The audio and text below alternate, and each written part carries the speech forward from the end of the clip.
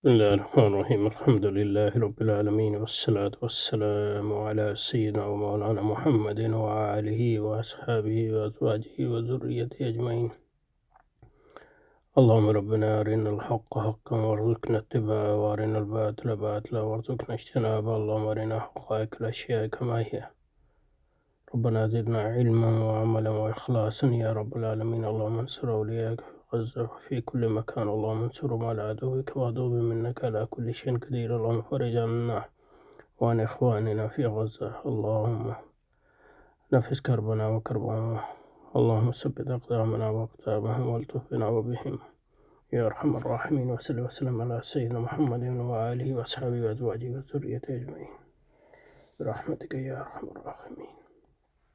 So we have been looking at Allama Iqbal's criticism or critique of cosmological argument and the points he raises in that context. And we had covered 2 points, but probably we can just retrace them a bit.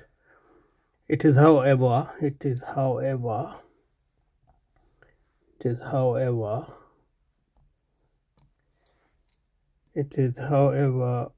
obvious that a finite effect can give only a finite cause.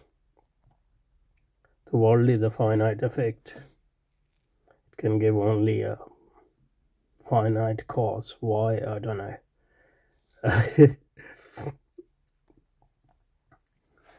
I think he make some Hegelian points later on. Maybe it's because of that, but or at most an infinite series of such causes. And obviously, this is a critique of only one version of cosmological argument, which deals with causes. There are a lot of other versions where it's not causes but reason, and the main focuses on contingency and necessity.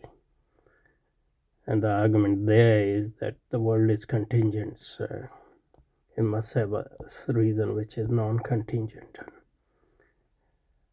And that goes back to the principle called principle of sufficient reason.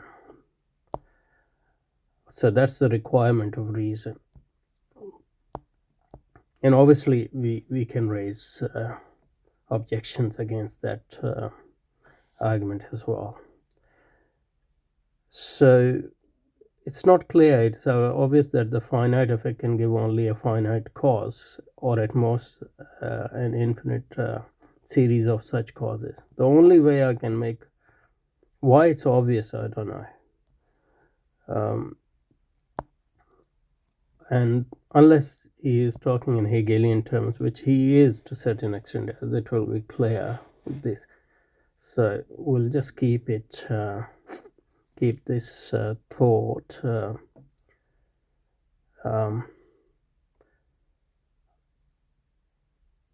and we'll discuss it in the context of his Hegelian critique, which is coming up.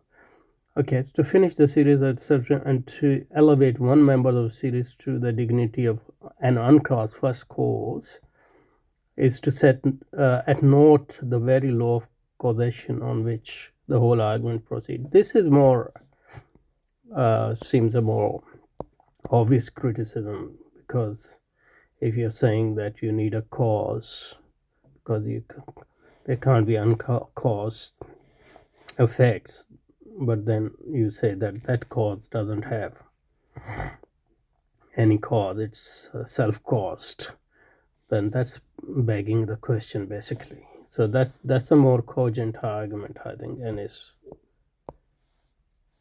we mentioned last time I don't know whether last time or the time before, the session before, the similar arguments, similar thoughts were raised by John Stuart Mill and Bertrand Russell and other critics of the cosmological argument. Further, so that's basically where it's from. Further, the first cause reached by the argument necessarily excludes its effect. And that's a similar thought to this one, not this one, but the one before that. It's obvious that exclude the effects. The first cause reach an argument necessarily exclude the effect. The first cause doesn't have effect within it, but it causes the effect. And this means that so exclude, so that's now he's coming to a Hegelian point. And this means that the effect constituting a limit to its own cause, reducing it to something finite. That's a very Hegelian point. I'll just spend some time on explaining this one. So Iqbal's point here is that, and this means the effect. Before that, for the first cause reached by the arguments, the first cause, the self-cause cause.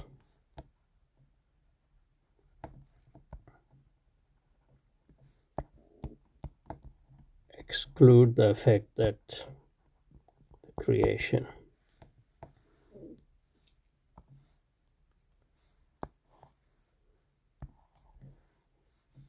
Because otherwise it won't be a cause in the full sense, and it won't be an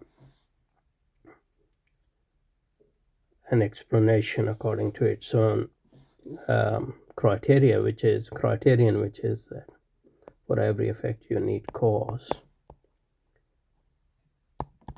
which is outside that cause effect, otherwise it won't explain it.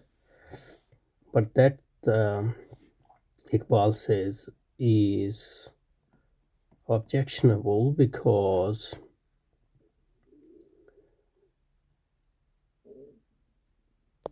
if effect is outside the cause, so here he is taking it in a special sense, so then it is a limit to the cause because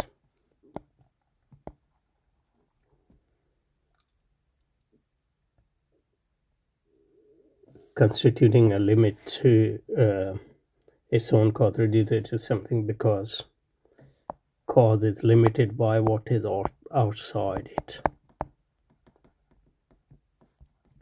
In a similar way, finite is limited by what is outside it. So cause which is supposed to explain, because it is infinite, becomes finite. And this famous Hegelian objection, because Hegel said this is what Hegel called bad infinity.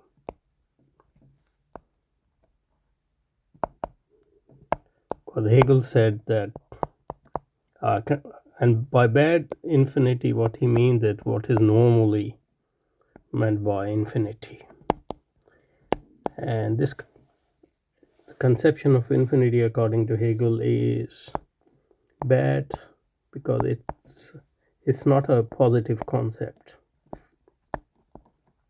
It is, the concept of infinity is not a positive concept because it is generated by merely negating finite. So the real concept is finite, and we define infinite as what is not finite, but we don't have any positive conception of infinity. And it is a bad conception because it's a negative concept, and it actually contradicts itself in the sense that, so we define infinity as just, according to Hegel, what is not finite, that is unending.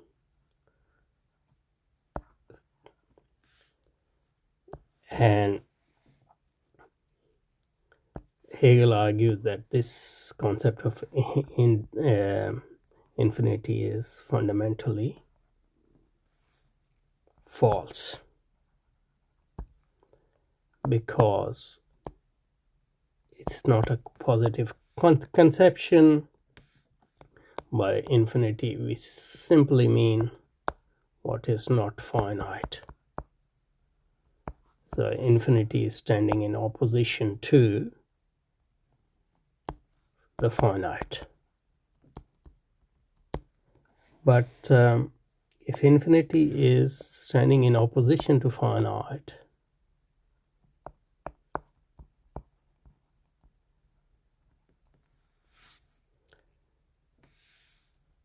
then in fact it is limited by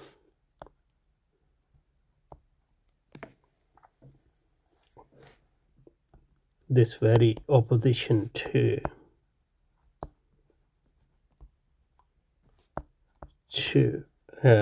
the finite. So even though infinite is supposed to be not limited, in fact it is limited. And that's the very point Iqbal is making, actually. So Hegel's point is that infinite, we define infinite as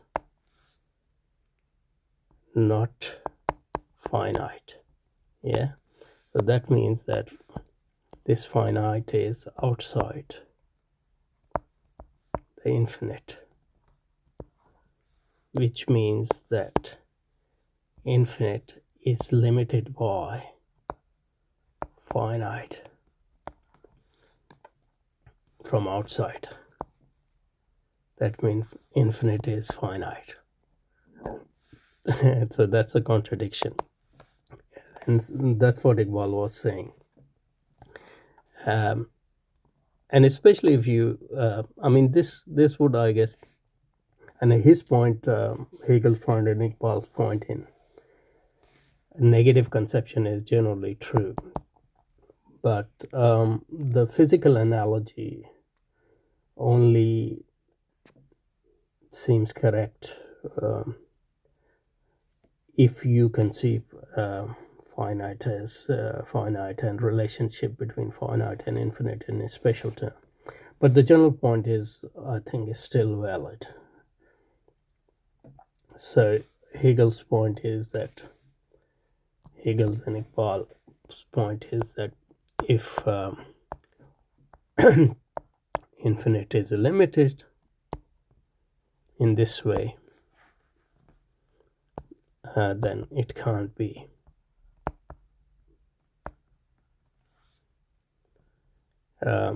infinite.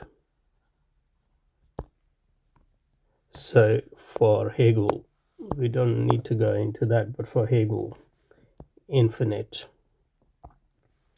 true infinite, or genuine infinite, cannot be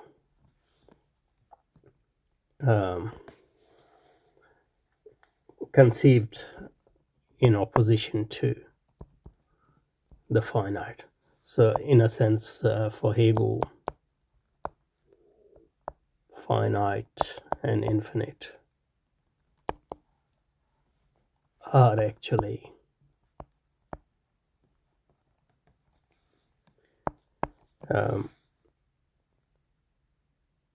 presuppose each other in bad infinity. So good infinity would be the infinity which will understand itself not in opposition to finite but through finite. So there's no fundamental opposition between finite and infinite in this conception. So just to go back, I think this is a good point to stop, because then his critique of cosmological argument continues, but there's a new thought there from here, so we'll continue from here next time, inshallah. Assalamu alaikum. Subhanakallahumma wa bihamdika, nashhadu an la ilaha illa anta, nastaghfiruka wa natubu ilayk. صلى وسلم على سيدنا ومولانا محمد وآله وصحبه وأزواجه وذريته أجمعين برحمتك يا أرحم الراحمين.